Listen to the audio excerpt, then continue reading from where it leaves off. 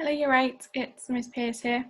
So this is another video for you on the Tempest, and this week we are looking at the theme of the power of nature. So we've got some objectives here. So this week we would like you to consider why Shakespeare opened the play with a powerful natural disaster. We would like you to analyse how different characters in the play respond to the power of nature. And we're going to explore how this theme has been utilised in more recent texts. So, we're first going to look at why did Shakespeare open the play with a storm? So, Tempest means a storm. So, the first point, the theme of a voyage of exploration would have been popular for Shakespeare's audience. So, this is one of Shakespeare's later plays. But he also wanted to keep his audience engaged. So the theme of exploration was particularly popular at that time. So during the Elizabethan era, when Shakespeare was writing, the voyages of discovery by boat and these lengthy expeditions were taking place. So new colonies were being formed all around the world, and merchants were trading with places all around the globe. So this meant this would have been a very popular topic. It would have been something that was going on currently. So they would have been intrigued and interested to see this play that started with a voyage of discovery. Another reason is that unexplained events relating to nature were often blamed on the supernatural. Now, if you have seen or read other Shakespeare plays, for example, Macbeth or A Midsummer Night's Dream, you might have noticed that the supernatural is something that often features in Shakespeare's plays. So this happens in Macbeth too, that a storm is believed to be caused by witches. Now they would have believed in witches at the time, therefore having a huge storm and this element of the supernatural would have been very intriguing and interesting for a Shakespearean audience. They would have been intrigued to go and see that. You could also say that the storm represents an aspect of a particular character and how they are feeling. So we know that Prospero, he wants to get revenge on some of the characters in the play, and the particular ones on the boat. So this storm, which is associated with loud, aggressive noises, could reflect Prospero's anger and reflect that he wants to get revenge on these characters. So they also really believed in things like fate. So Gonzalo, for example, believes that they will not be harmed on this ship in this storm because they are good people. So that's a bit of a reference to what's going to happen later on in the play as well. So a key term is pathetic fallacy. So when the weather or the nature reflects how a character is feeling, that is called pathetic fallacy. So that is an important point to remember. So I've just put some examples here.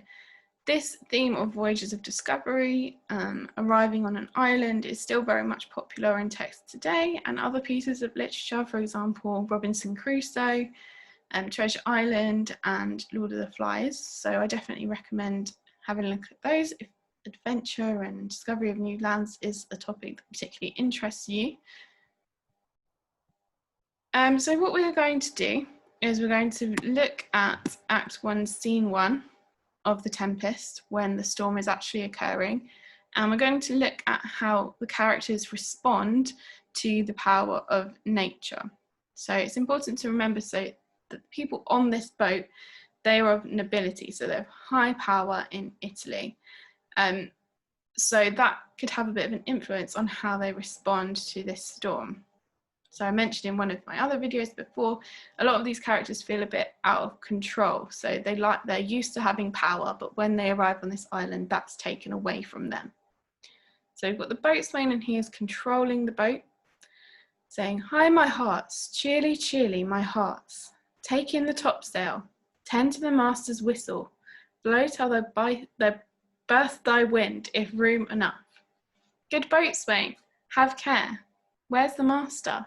Play the men. Pray now, keep below.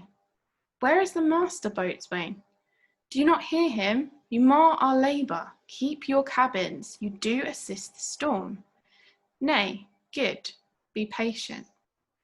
So I've picked out this quotation, "You do assist the storm."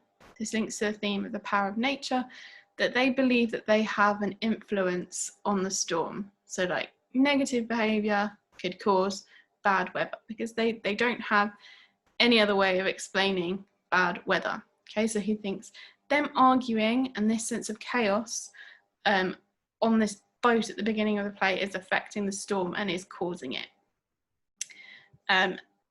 Gonzalo is also very optimistic, so he's very positive, and he thinks that it doesn't matter, we are good people, so if you think about fate, we will be saved.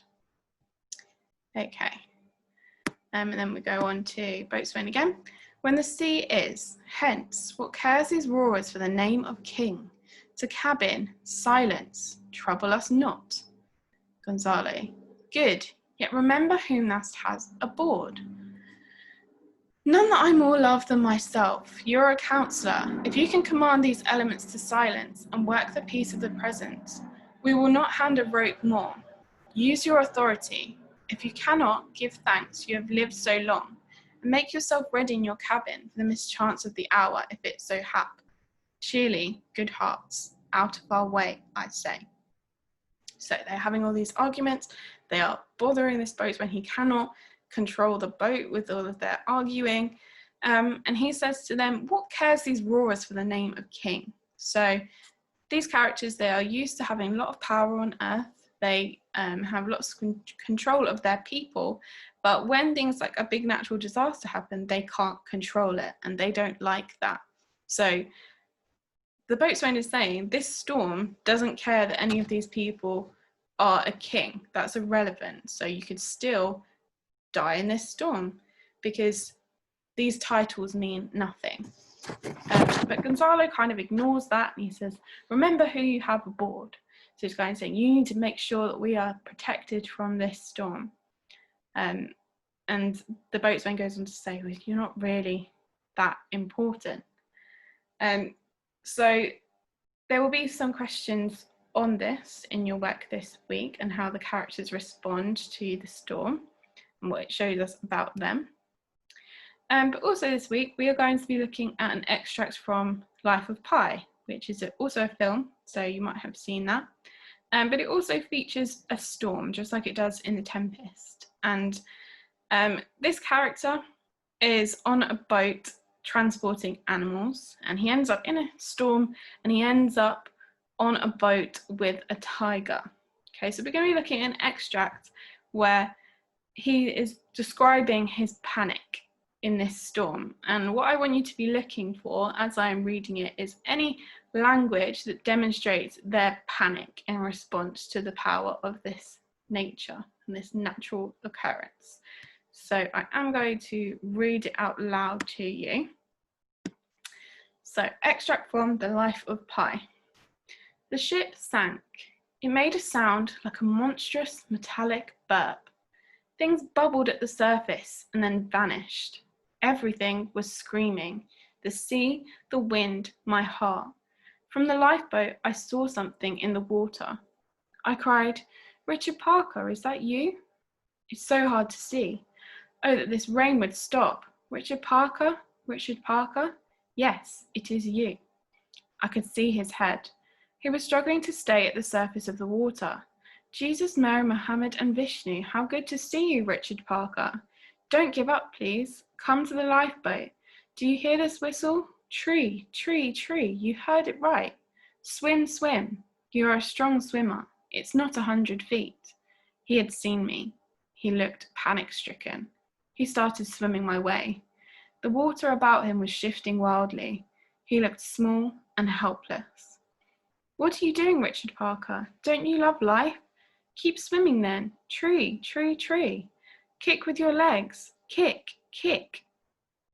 He stirred in the water and made to swim. And what of my extended family? Birds, beasts, and reptiles. They too have drowned. Every single thing I value in life has been destroyed, and I am allowed no explanation. I am to suffer hell without consequence from account from heaven. In this case, what is the purpose of reason, Richard Parker? Is it no more than to shine at practicalities, the getting of food, clothing, and shelter. Why can't reason give greater answers? Why can we throw a question farther than we can pull in an answer? Why such a vast net if there's so little fish to catch? His head was barely above water. He was looking up, taking the sky one last time. There was a lifebuoy in the boat with a rope tied to it. I took hold of it and waved it in the air. Do you see this lifebuoy, Richard Parker? Do you see it? Catch hold of it.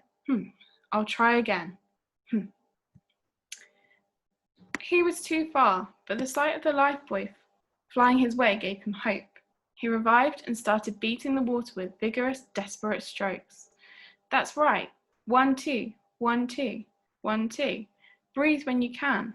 Watch for the waves. Tree, tree, tree. My heart was chilled to ice. I felt ill with grief. But there was no time for frozen shock. It was shock and activity. Something in me did not want to give up on life, was unwilling to let go, wanted to fight to the very end. Where that part of me got to the heart, I don't know. Isn't it ironic, Richard Parker? We're in hell, yet we're still afraid of immortality. Look how close you are. Tree, tree, tree. Hurrah, hurrah. You've made it, Richard Parker.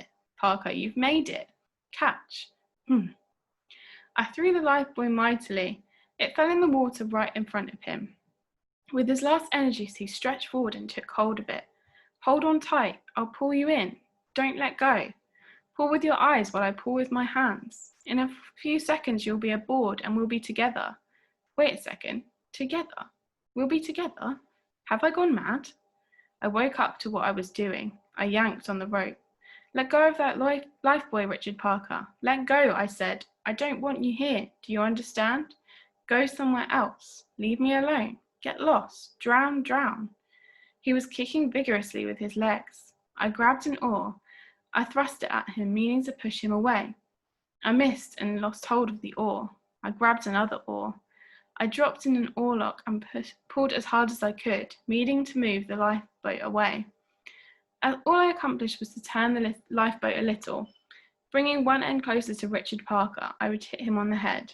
I lifted the oar in the air. He was too fast.